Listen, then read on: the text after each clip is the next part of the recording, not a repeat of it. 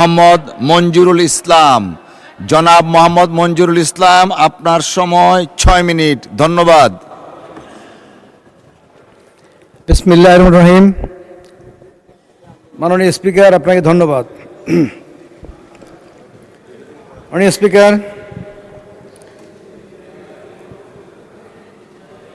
2026-27 যে বাজেটটি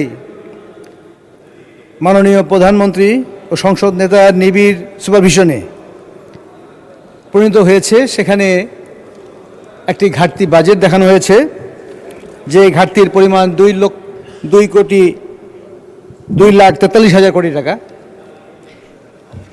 এই ঘাটতির পরিমাণটা বড় কথা নয়, কথা হলো যে অতীতে কি রকম ঘাটতি বাজেট ঘোষণা করা হয়েছিল। কারণ আমাদের স্বাধীনতার পর থেকে বরাবরই ঘাটতি বাজেট দেখানো হয়েছে। আমাদের এই উন্নয়নশীল দেশগুলোতে ঘাটতি বাজেটই হয়। এই ঘাটতি বাজেট নিয়ে অনেক কথা বলা হয়েছে।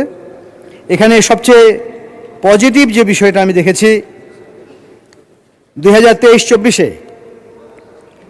ঘাটতি বাজেট ছিল জিডিপির 4.05%। 2026-27-এ সেটা জিডিপির 3.60%। এটা একটা পজিটিভ সাইড। সরকার এবং মাননীয় অর্থমন্ত্রী চেষ্টা করেছেন যেন এই ঘাটতি বাজেটটা ক্রমান্বয়ে কমিয়ে আনা যায়। মাননীয় স্পিকার, সংসদে আমরা বিভিন্ন ধরনের বক্তব্য শুনেছি বাজেট নিয়ে। বিশেষ করে বিরোধী দল থেকে অনেক রকম কথা এসেছে। কিছু কথা পজিটিভ, কিছু নেগেটিভ, কিছু সংসদের এই কার্যক্রমের সাথে সামঞ্জস্যপূর্ণ ছিল না। আজকেই অনেক কথা শুনলাম।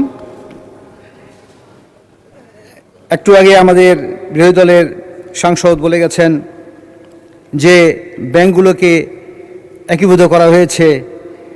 তো ব্যাংক তো এই আমাদের সরকার একীভূত করেনি। তো আপনাদের যে সরকারটি ছিল আগে, সেই সরকার একীভূত করে গেছে। এখানে আরও অনেক কথা বলা হয়েছে যে আইএমএফ লোন, আমাদের মাননীয় একজন সংসদ বলছেন আইএমএফ লোন সার করানোর জন্য আমাদের মন্ত্রী সাহেব ফিরে এসেছে, সার করে নেই। আমি বলতে চাই আইএমএফ এবং ওয়ার্ল্ড ব্যাংক লোন খুব ভালো, সফট লোন, ইন্টারেস্ট কম এবং একটা লং পিরিয়ড আমরা পাই। এই ধরনের লোন পাওয়ার জন্য সরকার দেন দেওয়া করতে হয়। আইএমএফ এবং ওয়ার্ল্ড ব্যাংকের লোন পাওয়ার জন্য যে শর্তগুলো তারা দেয়, অনেক সময় আমাদের অর্থনীতির জন্য সেই শর্তগুলোকে মেনে নেওয়া যায় না আমাদের। এই জন্যই আইএমএফের লোন একটা লং টাইম নিয়ে নেগোশিয়েট করতে হয়।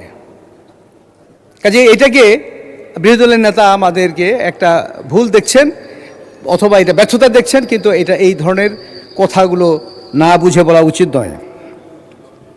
এখানে আমাদের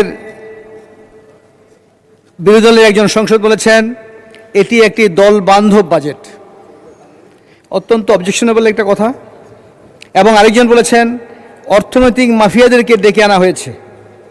সেটা সম্ভবত ইসলামী ব্যাংকের সেই ব্যক্তির কথা বলা হয়েছে। কিন্তু আমরা কোথাও দেখিনি যে বিএনপি গভর্নমেন্ট, এই সরকার অর্থনৈতিক কোনো মাফিয়াকে ডেকে এনেছে। আমরা দেখিনি ইসলামী ব্যাংকের সেই ব্যক্তিকে ডেকে আনার মতো কোনো পরিস্থিতি আমরা দেখিনি। বরং আমরা দেখেছি ইসলামী ব্যাংকটাকে বর্তমানে ব্যর্থ একটা ব্যাংক বানানোর জন্য আপনারাই চেষ্টা করছেন। সেন্ট্রাল ব্যাংক যে কোনো ব্যাংকের যে কোনো এমডিকে, চেয়ারম্যানকে অপারেশন করার ক্ষমতা রাখে, এটা সেন্ট্রাল ব্যাংকের ইস্যু। এইটার সাথে একটা রাজনৈতিক দল জড়িত হচ্ছে কেন, এটা আমার প্রশ্ন। মাননীয় স্পিকার, এখানে ইসলামী ব্যাংকে 2 জন ঊর্ধ্বতন কর্মকর্তাকে চেঞ্জ করার ফলে তার সামনে যে মব সৃষ্টি করা হচ্ছে, আন্দোলন করা হচ্ছে দলীয় কর্মীদের দ্বারা, যাদেরকে বলা হচ্ছে এরা হলো সাধারণ গ্রাহক, এটা অলরেডি সোশ্যাল মিডিয়ায় চলে এসেছে।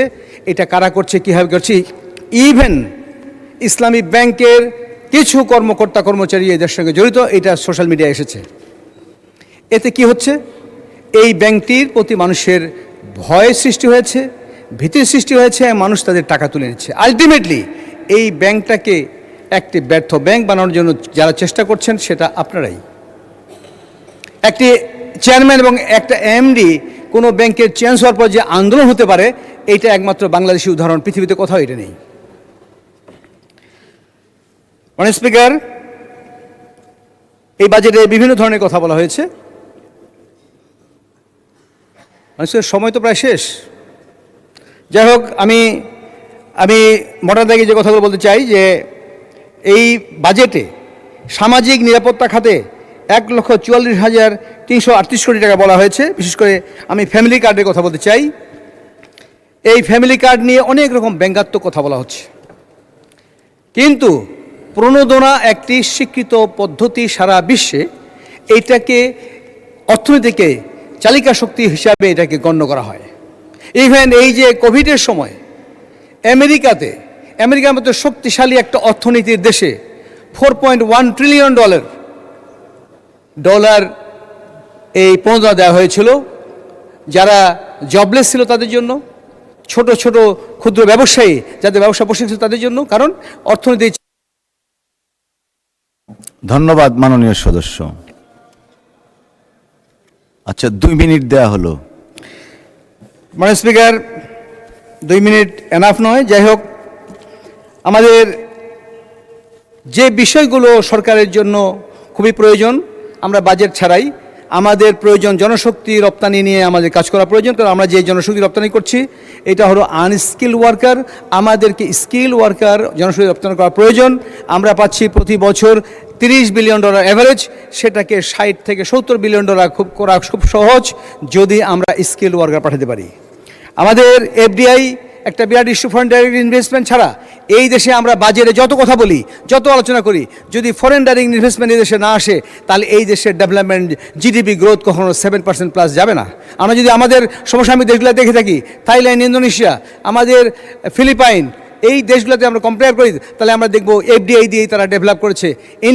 ইন্ডাস্ট্রিয়াল ছাড়া, শিল্প উদ্যোক্তা ছাড়া, শিল্প ছাড়া শুধু কৃষির উপর ভিত্তি করে এই দেশের ডেভেলপমেন্ট হবে না। বাজেট নিয়ে আমরা যত কথাই বলি, আলটিমেটলি যদি আমরা এখানে এক্সপোর্ট না বাড়াতে পারি, ইন্ডাস্ট্রি না বাড়াতে পারি, ফরেন ডাইরেক্ট ইনভেস্টমেন্ট যদি না আসে, লোকাল এন্টারপ্রেনাররা তাদের ইনভেস্টমেন্ট দিকে এই দেশের ডেভেলপমেন্ট হবে না। সো এই ব্যাপারে আমি আশা করব মাননীয় অর্থমন্ত্রী এই ব্যাপারে কাজ করবেন। মাননীয় স্পিকার, আমি আমার এলাকার নিয়ে দু একটি কথা বলতে চাই। আমার উপজেলা বীরগঞ্জ এবং কাহরোল, 2টি উপজেলা নিয়ে আমার এলাকা।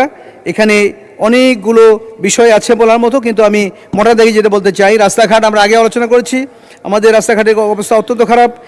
আমার হাসপাতালে যে 2টা হাসপাতাল আছে বীরগঞ্জ এবং কাহরোলে, আমি অলরেডি স্বাস্থ্যমন্ত্রীর কাছে আমার আবেদন জানিয়েছিলাম যে আমাদের junior consultant medicine, gynae and obs surgery, anaesthesiology, এইগুলো আমাদের 4 জন ডাক্তার আমার খুব প্রয়োজন।